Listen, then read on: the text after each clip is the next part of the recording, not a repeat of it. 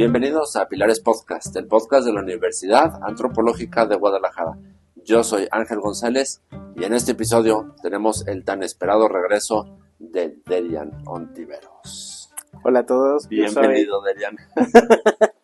Yo soy Derian Ontiveros. Y ahora ya te presento de una forma distinta, porque ahora eres Derian Ontiveros, psicólogo social. Qué fuerte. Psicólogo social ya egresado. Y encima de psicólogo social, maestrante en transpersonal. Maestrante en psicología transpersonal. Y Exacto. antes de todo eso, homeópata. Sí. Entonces, tienes una combinación de entrenamientos en el bienestar del ser humano que se me hace muy interesante y por eso yo quería hacer esta entrevista. Súper. Entonces, pues como ya escucharon, Derian es prodigio de la Universidad Antropológica de Guadalajara, egresado y estudiante maestrante de la Universidad Antropológica de Guadalajara, y como ustedes ya lo conocen, también co-conductor de este podcast. Ya teníamos varios episodios que no habíamos podido... Como un año más o menos. Como un año más o menos. Los tiempos de repente se ponen difíciles. Es que sí. Pero luego sí. se acomodan. Sí, el tema de hacer maestría y terminar, pues ya te lo sabes. Sí. Entonces sí se nos puso complicado. Pues qué gusto que estés acá, Derian. Gracias. Bienvenido de nuevo. Uh-huh. Y yo quería ahora entrevistarte, ahora buscarte, pero para entrevistarte a ti. Precisamente por eso que yo te mencionaba. Tú tienes una combinación de profesiones que no es tan común. Eres al mismo tiempo homeópata y también eres psicólogo y ahora maestrante en psicología transpersonal. Super. Estamos hablando de que son dos áreas que podrían parecer como dos caminos distintos hacia el bienestar de las personas y tú al abordar estos dos caminos distintos ya no dependes de estar refiriendo a un paciente. Si lo atiendes desde la homeopatía, si encuentras un problema psicoemocional, pues ya no vas a depender de referir, tú mismo puedes hacer eso y viceversa. Si estás trabajando como psicólogo con un caso y tiene una situación física o biológica, pues tú también puedes abordarlo desde lo que ofrece la homeopatía, ¿no? Entonces me parece un perfil interesante. Yo más allá de yo verlo como dos caminos distintos, yo los vería como dos formas de abarcar la totalidad del ser humano, ¿no? Porque por un lado, por ejemplo, ¿no? Para la homeopatía, que busca como esta parte completa del ser humano, desde su parte psicoemocional, física, desde su parte de los pensamientos, porque la homeopatía tiene de pronto como algo intangible, ¿no? De hecho así se le conoce, como también su mayor punto de ventaja. Por ejemplo, para la homeopatía, antes de que el ser humano, antes de que la persona presente un síntoma observable, medible, y por así decirlo, que se pueda registrar mediante algún diagnóstico, la homeopatía comienza a observar que el ser humano ya comienza a intuir un malestar. Ya comienza un malestar, desde el pensamiento, el sentimiento, incluso en ocasiones hasta en sueños, ¿no? Okay. Entonces, lo que es la psicología tiene esta parte de todo lo que vendría siendo la psicosomática. Entonces, en el momento de que yo observo la psicosomática y lo que vendría siendo la medicina homeopática, son temas que se empatan muchísimo. Son temas que de alguna manera el ser humano comienza a darte una noción de algo que sí está allí.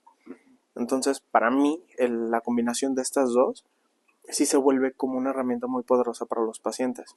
En el tema tanto emocional, sobre todo como de síntomas psicosomáticos.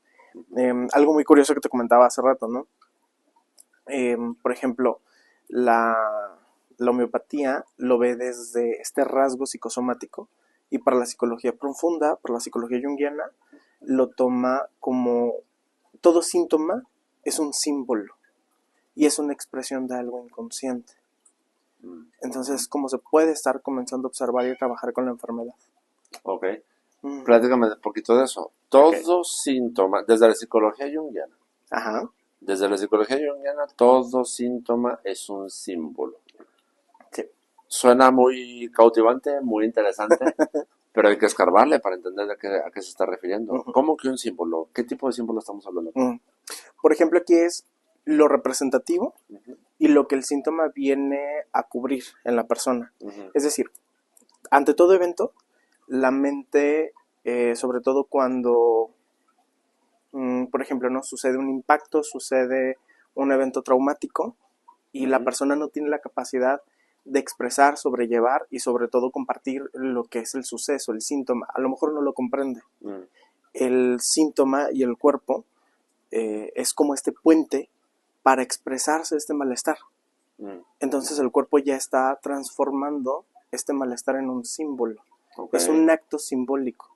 De pronto se habla de que todo síntoma es lo que nosotros tenemos que trabajar, lo que nosotros tenemos que curar, lo que nosotros tenemos que quitar.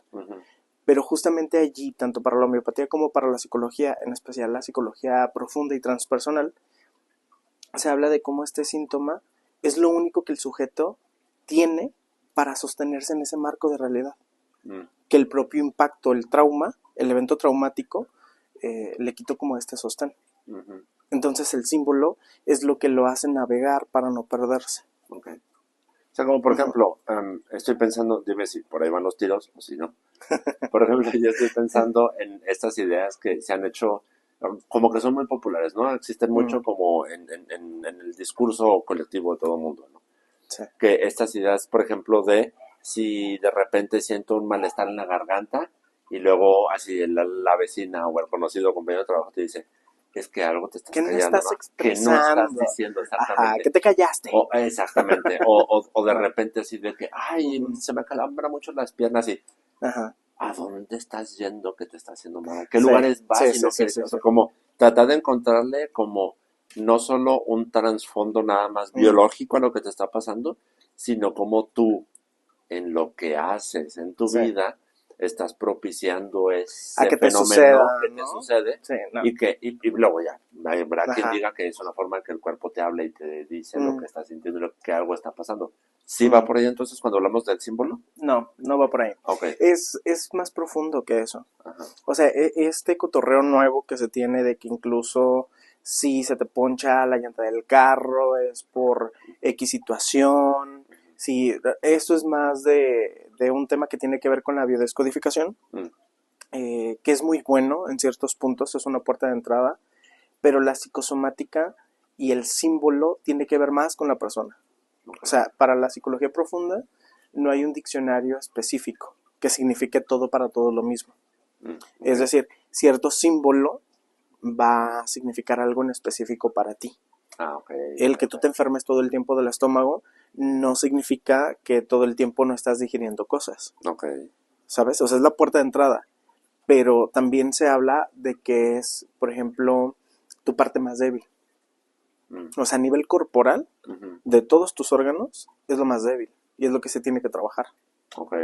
¿Sabes? Es el órgano que está soportando todo. Ajá, es el que se está llevando toda la carga. Sí. Por eso un miedo, un estrés y todo te impacta en el estómago. Claro. Ajá. Sí. Entonces como de que, ay, no, es que simbólicamente... Ah, no, espérame. Claro.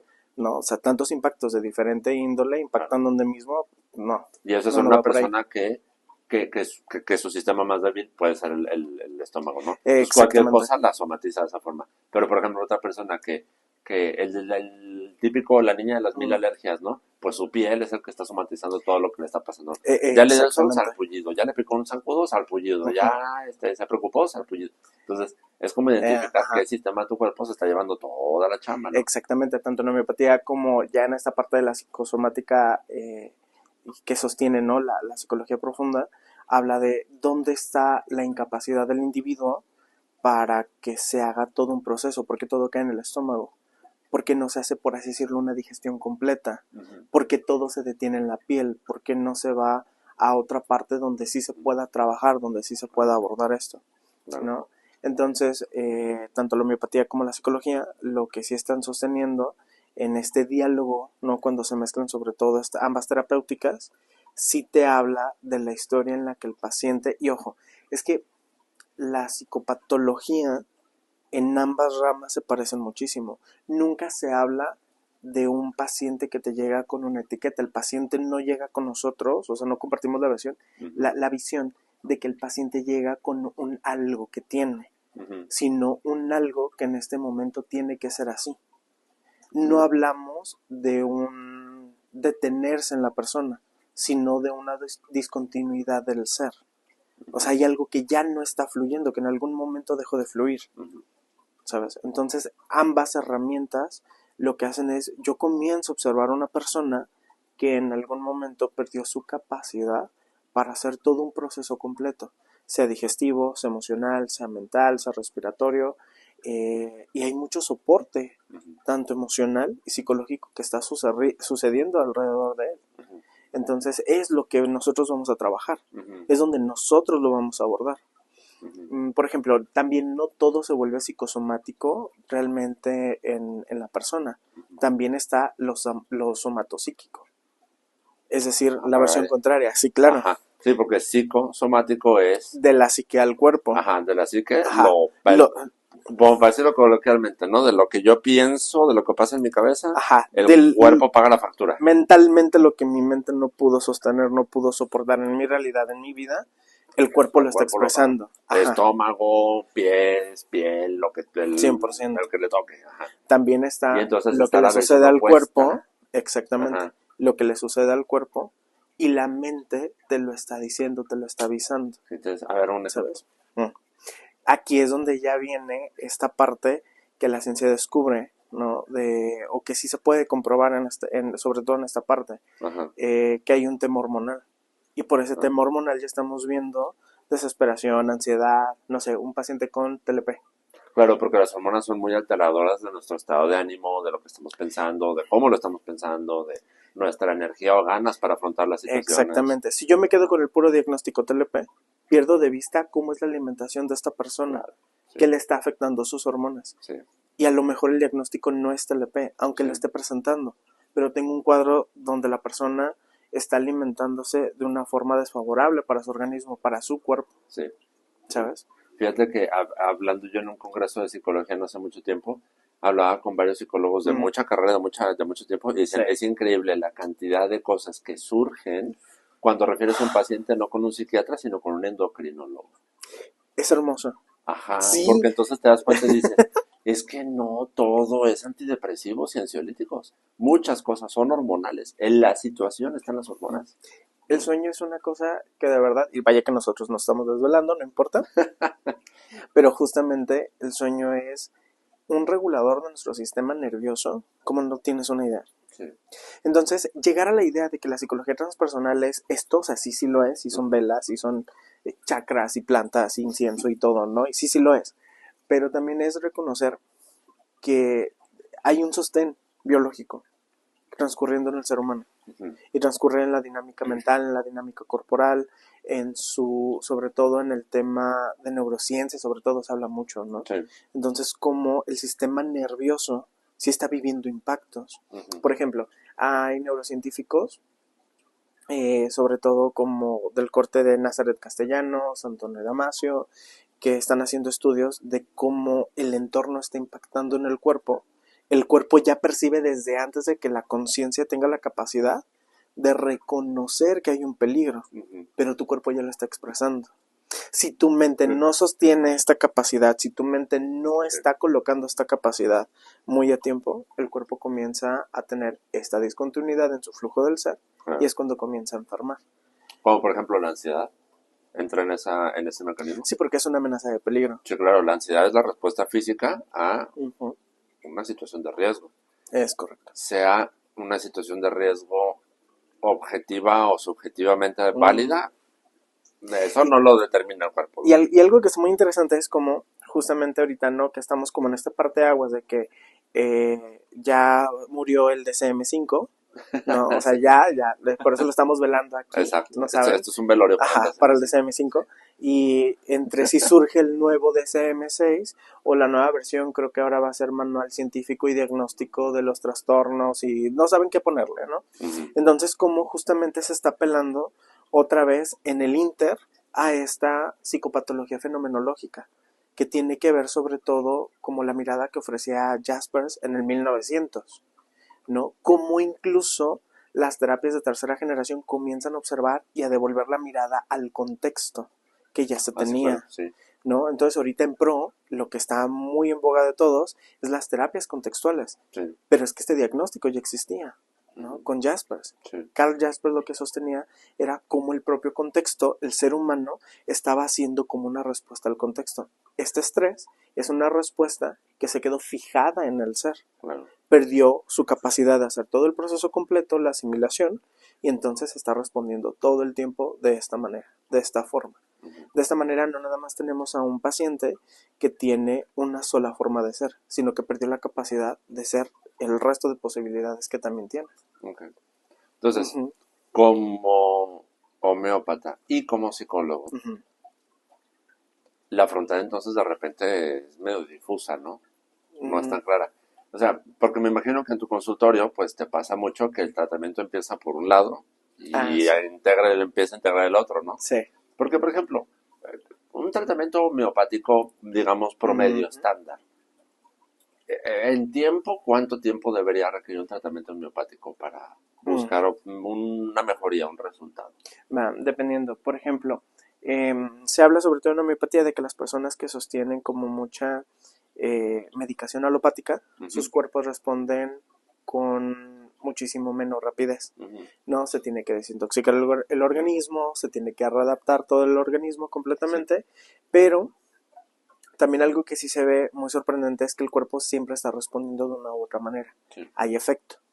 Entonces, esto depende uno del cuerpo, Ujú, del nivel de intoxicación que la persona tenga, ¿no? Y realmente es rápida, sí, sí es de respuestas rápidas, de que muchas veces las personas no quieren las respuestas que reciben, no, porque me obligan a cambiar mi estilo de vida.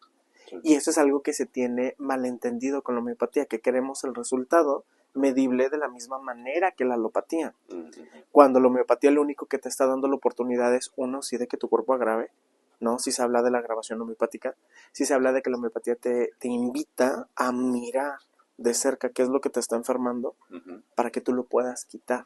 El tema es que yo no quiero quitar eso, ¿sabes? Eso es lo que lo hace como un poquito como más difuso, o sea, es como sucede en todos los casos, sí, sí sucede, porque la homeopatía sí te invita a mirar lo que te está enfermando. Ujú, El no dormir, por ejemplo, ¿no? claro. El consumir ciertas cosas, el comer ciertos Por alimentos. ejemplo, ¿no? Que te llega un consultante a tu consultorio que está buscando al Derian homeopata y te dice, es que yo Mm, lo que traigo es que me cuesta mucho trabajo dormir, pero no quiero dejar de tomar coca, porque la desayuna, come y cena coca, ajá. Coca-Cola, no, Sí, sí, sí, que sí, tiene sí, mucha sí, sí, sí. cafeína, que tiene mucho azúcar y no puedo dormir, ese es mi problema, quítamelo, Ujú. pero no quiero hacer ese cambio, ¿no? Aquí lo que empieza a hacer la homeopatía es que justamente comienzas, y es curioso, ¿no? Porque sí sucede, comienzas a observar, ¿sabes qué? Tales días que yo tomo coca Ujú, o se me antoja menos, puedo dormir mejor. sí, Entonces comenzamos a identificar que los pacientes sí comienzan, o sea, el cuerpo sí lleva un tema de atención, sí,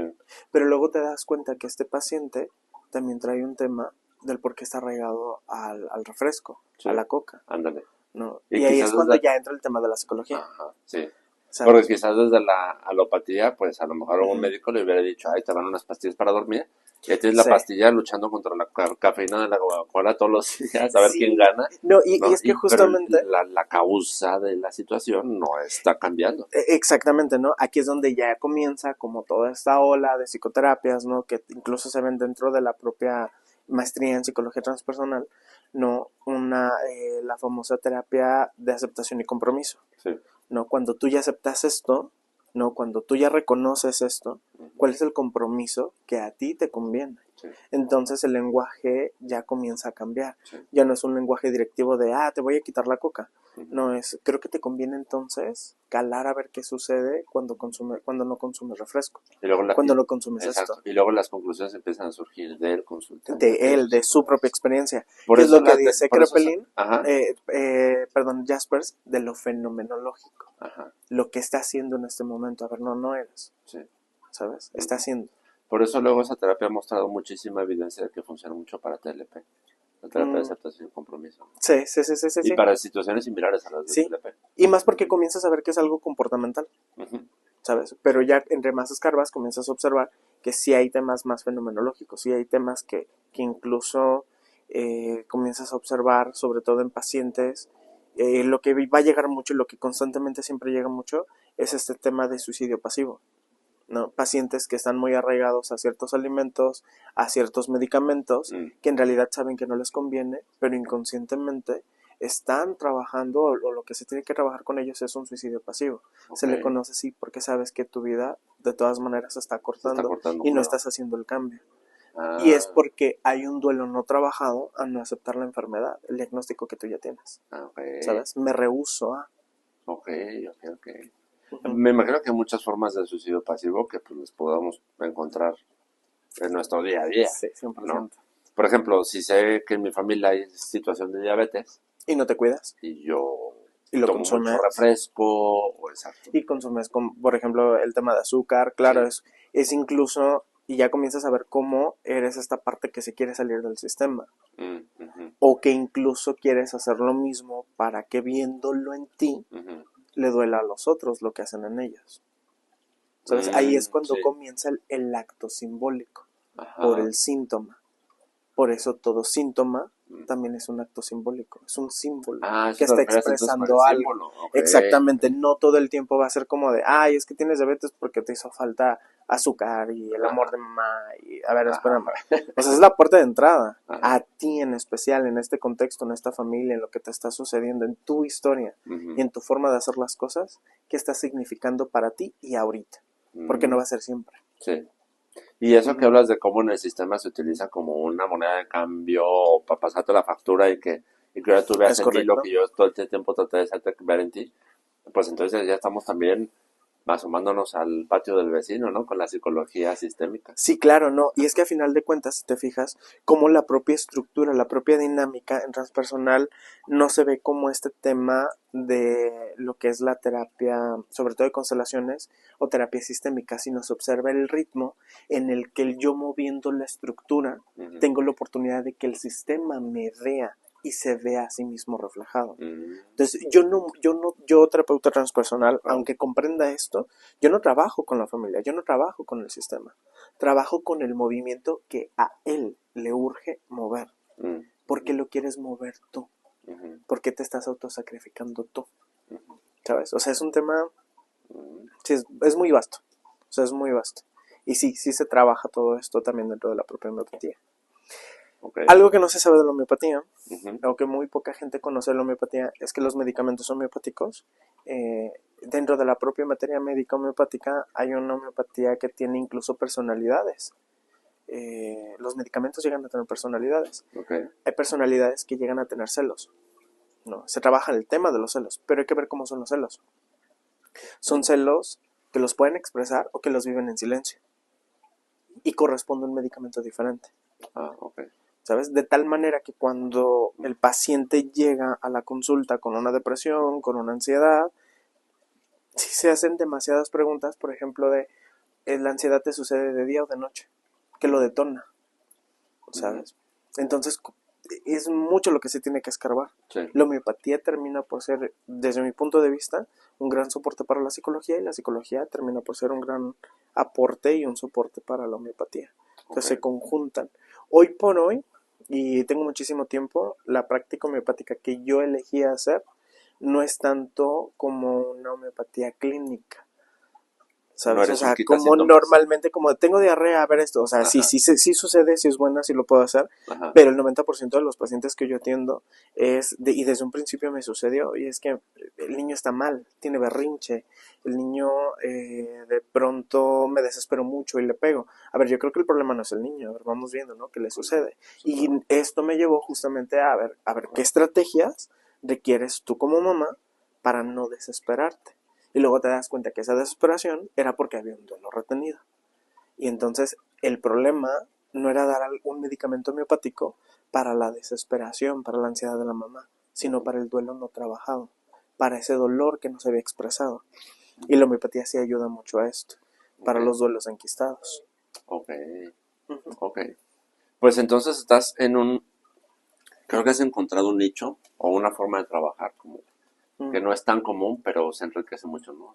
Se enriquece bastante Ujú. del área de la homeopatía y de la visión de la salud y del bienestar que tiene la homeopatía y de la visión del bienestar y la salud que tiene la psicología, específicamente la psicología transpersonal, ¿no? Creo que eso es un Sí, perfil muy 100%. interesante. Yo creo que en cualquier área de la psicología, o Mm. sea, como el desarrollo humano, la psicología familiar, la psicología transpersonal, sí es más fácil de entender la homeopatía desde el aspecto, por así decirlo, transpersonal o bioenergético, Ujú.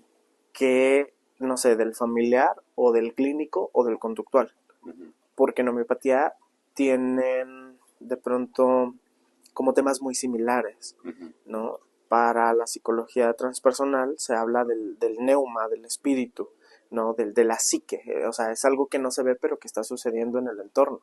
O sea, nosotros estamos haciendo una dinámica psíquica aquí en el entorno, que solo el transpersonal lo estudia. Pero la homeopatía te habla de lo que vendría siendo... Entonces, se habla sobre todo como del el elan vital, la energía vital, la fuerza vital, que es la energía que el cuerpo suele sostener.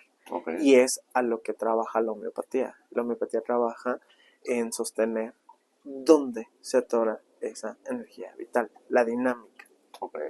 Este episodio no es un comercial, pero si habría que buscar cómo abordar desde lo académico este tipo de conocimiento, ¿cómo te fue a ti en la Universidad Antropológica? Yo creo que me vino a dar herramientas de entendimiento más profundo, principalmente porque la homeopatía llegó el momento en el que para el tipo de pacientes que yo recibía no bastaba. Por eso yo busqué también el tema de la psicología, ¿no? Aunque en algún momento también estuvo el programa, ¿no? Que se hizo para nosotros los homeópatas en ciencias y técnicas de orientación familiar, ¿no? Como esta especialidad para que pudieran entrar los homeópatas. Yo sí seguí buscando algo más, ¿no? Muchos de los homeópatas siguieron buscando algo más. Es muy común que de homeopatía muchos homeópatas pasen a psicología. Sí. ¿Cómo me fue a mí dentro de la universidad? Yo creo que me vino a dar principalmente una forma más de abarcar la totalidad del ser humano. O sea, ya está ahí. Ahora tengo una herramienta más. Y más allá de una herramienta, tengo una visión completamente profunda. Porque yo siento que el paciente te va a dar sus propias herramientas. De hecho, no siento que te las va a dar. El paciente te las da. O sea, yo lo aseguro. El paciente te las da en cada sesión, en cada consulta. Él te dice, estas son mis herramientas, esto es lo que tengo. Y el yo tener estos dos contextos, tanto la homeopatía como la psicología, justamente me lleva a reconocer todas las herramientas que el paciente ya tiene para poderlo estructurar. Ok, buenísimo. Ahora que mencionabas esto de que se ha vuelto como cada vez más visible este fenómeno de que homeópatas empiezan a también a explorar la psicología y estudiarla ya formalmente. Me acordé de una entrevista que hice hace poco también en el podcast con la doctora Rosa Chávez, que me parece que fue la primera cédula de homeópata que se emitió. Y ella fue egresada de la primera generación, me parece, si mal no recuerdo, de la UNA. No, la primera generación, si mal no recuerdo. Entonces ella me decía, en ese episodio, que estuvo muy interesante porque en ese episodio, ella como una de las homeópatas con más trayectoria, me dice, yo creo que la homeopatía ya se choteó. Y yo, ¿cómo? Me dice, sí, porque ahora como homeópatas, ya muchos ya no buscan cómo seguir aprendiendo y seguir mejorando y seguir agarrando herramientas que les ayude para ayudar a mejorar a sus pacientes. Y ya nada más son chocharos. ¿Cuál es tu síntoma? Tómate esto y yo te lo quito. Sí, ¿no? justamente. Entonces, a mí se me hace bien padre que personas como tú, como la doctora Rosa Chávez, hacen esta búsqueda, ¿no? Sí, qué chido, qué padre, ya soy homeópata, pero ¿qué más sigue?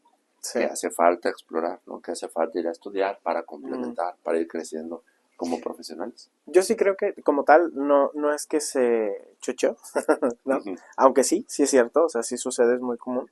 Yo siento que lo que nos detiene mucho como homeópatas es reconocer que la herramienta que tenemos es muy vasta, la homeopatía es muy vasta, ¿no? Pero también es como nos hacen falta llaves, que a veces la psicología nos puede brindar a nosotros los homeópatas.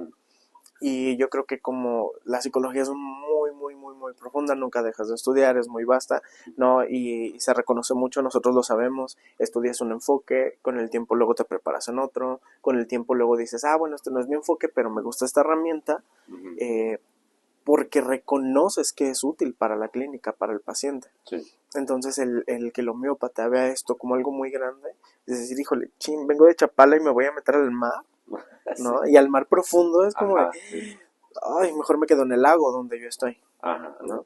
Entonces ahí es donde ya no nado, donde pues nada, ni nado por aquí, ni nado por allá. Entonces, sí, yo creo que sí es un reto, pero se enriquecen mucho y hay muchas herramientas, pero la psicología yo siento que sería de las principales. Muy bien. ¿En dónde te pueden buscar entonces? Bueno, pues van a aparecer aquí mis datos. Actualmente, pues bueno, no, yo tengo mi consulta propia, Psiconatura con _, y así aparezco en todas las redes sociales. Ujú, Que nada más son dos, es Instagram y TikTok y ya. ujú. Y ya. Ok. ¿Y Ajá. algún número de teléfono para que te busquen en WhatsApp? Sí, es 33 19 25 16 15. Muy bien. Ahí. Bueno, pues Darian, muchísimas gracias. No, gracias a ti. Y el mayor de los éxitos en tu maestría en psicología Ya sé, está transpersonal, que genial. yo pocas veces te he visto tan feliz como desde que empezaste a estudiar la Está maestría genial. en psicología transpersonal. Sí. Está hermosa la maestría. Te convertiste Sí. en un anuncio viviente para esa maestría. Ah, Y yo bien tranquilo ahí andando. sí. Pues muchas gracias, Darian, por Gracias. habernos acompañado y bienvenido de regreso al podcast. Espero que esto se Ya nos repita. vamos a ver más seguido. Y pues En recuerden, las esto es exacto. Aquí en las noches, en tu pequeño santuario, que aquí, Aquí en mi precisamente espacio. por eso estamos en este espacio tan distinto a los espacios donde habíamos grabado antes, porque este es el pequeño santuario de Dejan. Aquí es donde Sucede la magia. Ajá, Bueno, sucede. allá sucede la magia. Muy bien, pues recuerden estos Pilares Podcast, el podcast de la Universidad Antropológica de Guadalajara. Este podcast lo pueden ver y escuchar en Spotify y en YouTube. Y también los pueden escuchar en Apple Podcast. En todos estos lugares lo pueden buscar como Pilares Podcast. Mi nombre es Ángel González y escuchen los siguientes episodios porque vamos a hablar también de temas muy interesantes que tienen que ver con el bienestar, pero ahora en la familia. En un próximo episodio voy a estar entrevistando a Luisa Romo sobre qué onda con el autoestima en los adolescentes, que es el gran dolor de cabeza de los padres en esta Mucho época. reto. Mucho reto. Pues muchas gracias por escucharnos.